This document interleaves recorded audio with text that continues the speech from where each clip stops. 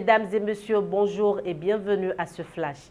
Démarrage du CEP, le message du maire de Cotonou aux candidats. Les épreuves écrites et orales de l'examen du certificat d'études primaires, session unique de juillet 2020, démarrent ce lundi 6 juillet. À la veille de cette composition, le premier adjoint au maire de Cotonou, Romain Arwandinou, représentant le maire Setondier Luc Atropo, empêché. C'est adressé à tous les acteurs du système éducatif. C'est par l'entremise d'une déclaration faite à la presse ce samedi 4 juillet. À travers ce message, l'adjoint au maire est revenu sur les dispositions pratiques prises par la municipalité de Cotonou pour assurer un bon déroulement de l'examen du CEP.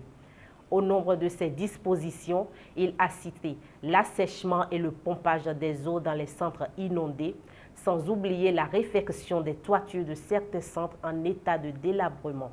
Aussi, a-t-il énuméré les mesures prises par la municipalité en vue du respect des gestes barrières dans le cadre de la lutte contre la propagation de la COVID-19. Pour finir, il a convié tous les candidats au calme, à la sérénité et à la concentration devant les épreuves. Parlons à présent du menace d'effondrement. Khekhoumé sur le point de Gorgounou. Le pont Marais Darou, situé dans la commune de Gorgounou, est menacé d'effondrement. L'ouvrage est déjà à moitié effondré pour être plus précis. C'est pourquoi, informé, le ministre des Infrastructures, Hervé Khekhoumé, a effectué samedi dernier un déplacement sur les lieux.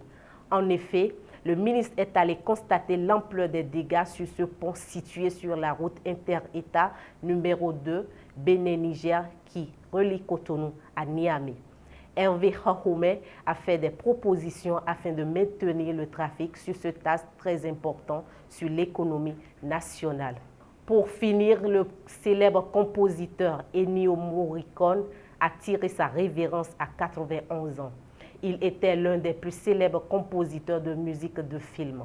Celui qui a longtemps collaboré avec le réalisateur Sergio Leone, il était une fois dans l'Ouest, a signé plus de 500 musiques de films et de séries et avait reçu un Oscar en 2016 pour Les 8 salopards de Quentin Tarantino, est décédé dans une clinique de Rome où il était hospitalisé depuis quelques jours.